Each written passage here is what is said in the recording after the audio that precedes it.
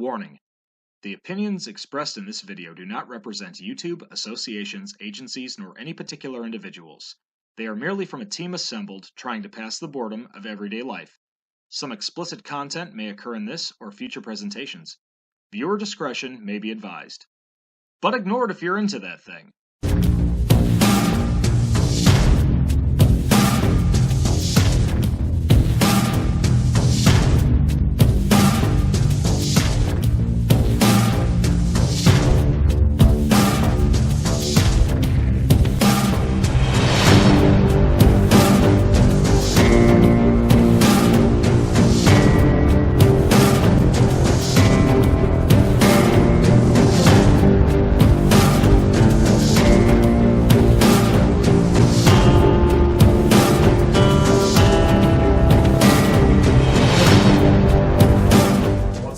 I'm Lawman Wes. I'm your Big Bad Wolf Benning. And I'm DJC. And welcome to day 22 of the Wild Wolf Show SHOCKTOBERFEST. We've got an interesting one for you. We say that a lot, but this one is definitely interesting. It is the cult classic Killer Klowns from Outer Space. Yes. Oh, funny, cheesy, campy, low budget to a degree, but just awesome. I mean, there are some moments that you kind of scratch your head, but at the same time, Hey, But Killer clowns that are aliens from another planet, and come on. I think the premise alone makes it crazy enough that anything's going to go. There's enough what-the-fuckery going on in this. Yes. But anyways, we're going to talk a little bit about the film. It starts off where these couples are out at like make-out point. They're having a little fun. And they notice a shooting star going across the sky, and one couple decides to go check it out. It turns out it goes out into the backwoods where this farmer catches onto it, and he sees a big tent out of nowhere, big circus tent. Well, he doesn't make it out alive. And as the movie progresses, you realize you see a bunch of demonic clowns that are obviously not from this planet, having a little fun with everybody in the town, and they end up getting killed off, and this couple has to try to warn the rest of the town, especially the police, that something needs to be done about this. So that's pretty much the premise. I mean, pretty much. We don't want to spoil. I mean, chances are most of you've probably seen this. Most of you might, or some of you might not have. But it is the '80s, so go to your local retail store and pick yourself up a copy. Yeah. Or just do the internet, whatever. Yeah. Yeah, you can do that. Yeah, we do that too. So we're going to start talking about what we like and what we don't like, so let's start with what we like. I'm going to pass it off to Wolfman. What did I like the most? Everything. I like everything about this movie. You could definitely tell it was made in the 80s just by, just how everything's going on. It's an 80s flick for sure. The clowns, they're cartoonish. They remind me of Bugs Bunny. They're cartoonish, especially when the one clown goes to the police station and he's messing with Mooney. Oh, yeah. Yeah. Good old John Vernon. John Vernon, Dean Wormer. Oh, yeah. And Carmine Falcone in Batman the Animated Series. Yes. Just love it. I love how cartoonish it is. How they kill some of the people, too. The shadow puppet part is one of my favorite parts. My favorite is the little one that knocks off the biker's head. Oh, yeah. What are you going to do, knock my block off? Yes. A lot of comical kills. The comedy, it's more of a comedy movie. It's not really scary, guys. I'm not going to lie to you. Yeah. Maybe little kids might be afraid of how these clowns look, but otherwise, it's more of a comedy, but it's still great. I love it. Yeah. DJC, what about you? Exactly like what you're saying about the way the kills, the different ways that they show, like like the one where they deliver the pizzas. Oh, shoot! The kills were good. The storyline was it's Killer Klowns from Outer Space, it's one of those that I can watch every year. Yeah, it was made by the Kyoto brothers, who are a little out there to begin with. I'm trying to think of some of the other movies they've done, but everything that they're ever attached to has some sort of like I mentioned before, what going on. Yes, so this is what this whole movie is. Yeah. But what I liked, apart from like special effects with the clowns and everything, I love the characters of the Torelli brothers. Yeah. I do. They're They're funny.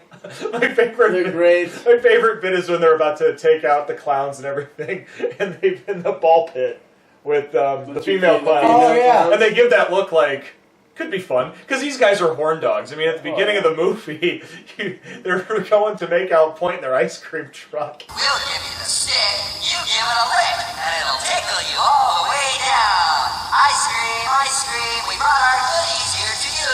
A tasty treat for while you screw. Yeah, they're like an X-rated Bulk and Skull from Mighty Morphin Power Oh, yeah. Rangers. Oh, That's my perfect. gosh. That's a perfect Exactly. explanation of Yes. what they are. Yes.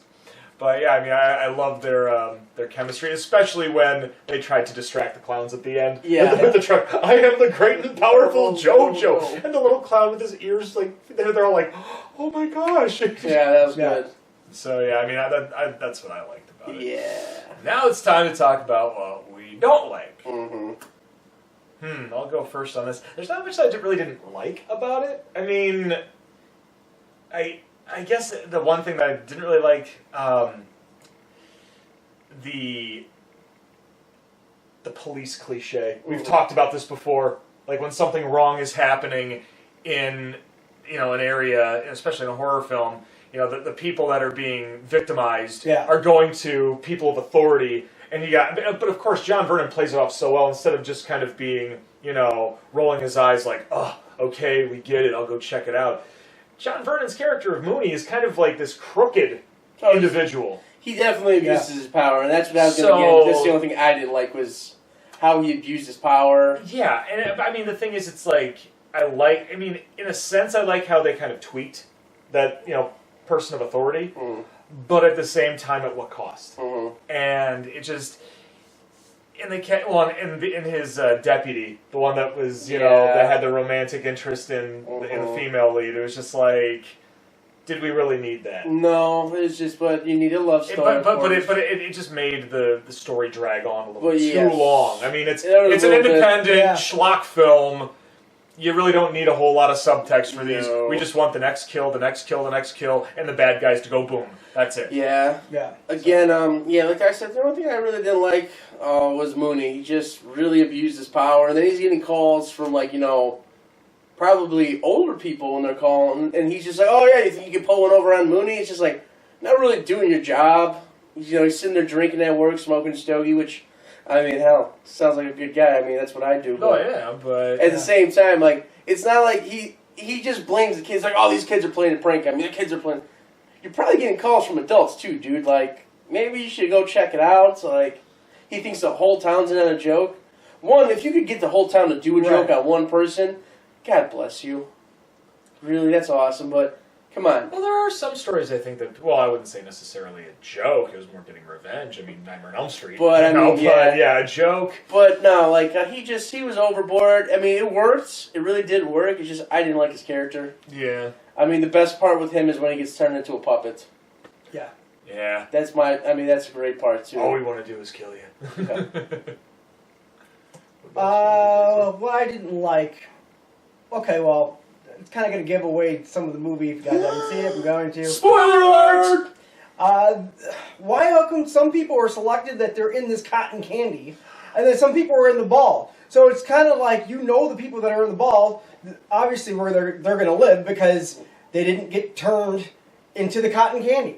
So if they're out, that's their goal, then why didn't they just keep on... I have a theory. I guess maybe if they're keeping them for later. I have a theory, though. My theory is, if you notice, there was only 2 female clowns, the rest were male. Maybe they were taking the females and turning them into female clowns to reproduce. Could. Maybe. That's my theory. Maybe.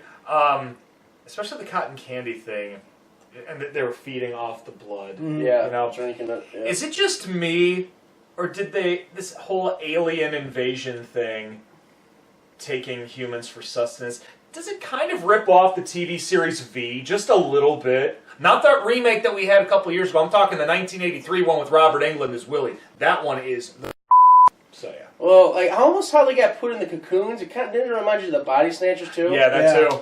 A little bit. I mean, obviously they weren't getting turned into plant people; they were getting turned into food. But just the way how the cotton candy, even it looked just like the cocoon. Yeah, it really did. Even how they opened it. So little schlock. I could see that. You know, so I mean, all right, let's just jump into grading this movie then. So I mean, overall, not a bad movie. It's definitely good for some laughs. Would I really call it a horror movie? Yeah, I mean, people die, so I guess you call Thriller it comedy. Thriller comedy. How We'll about go with that. Cult. I mean, like I said, like Wes said, it's a cult classic. I mean, everybody who's seen it usually has good things to say. Oh, it's a good movie. It makes me laugh. Some of the ideas they had, like some of their weapons, the popcorn gun that turns into little clown little things. Making the balloons out of, that turn into a little sniffing dog. Oh, yeah, the bloodhound. So, I mean, how they did some of the stuff was pretty clever. The invisible car. Yes. Then they're like the road rage moment. That was pretty So overall, this movie, like I said, not the greatest story, but for what it is, it's pretty good. So I'm actually going to give this one just a solid B+. B+, all right. I'd give it a B+ too. B+, I'll be honest too. I mean, it could be almost A-worthy apart from some of the little faltering moments of the storyline. We didn't need the love triangle thing. Mooney was a little overcentric, yeah. But in this situation, I will give it a B+ too. So we have a unanimous B+. B+. So, check it out. Yeah. We hope you enjoyed this episode. Make sure that you like, share, comment, and as always, push the red button. Don't forget to ring that little bell for some instant notifications. Until then, I'm Wild Man Wes. I'm your Big Bad Wolf Benny. And I'm BJC. And we'll see you tomorrow for day 23 of the Wild Wolf Show Shocktoberfest. It's going to be a good one.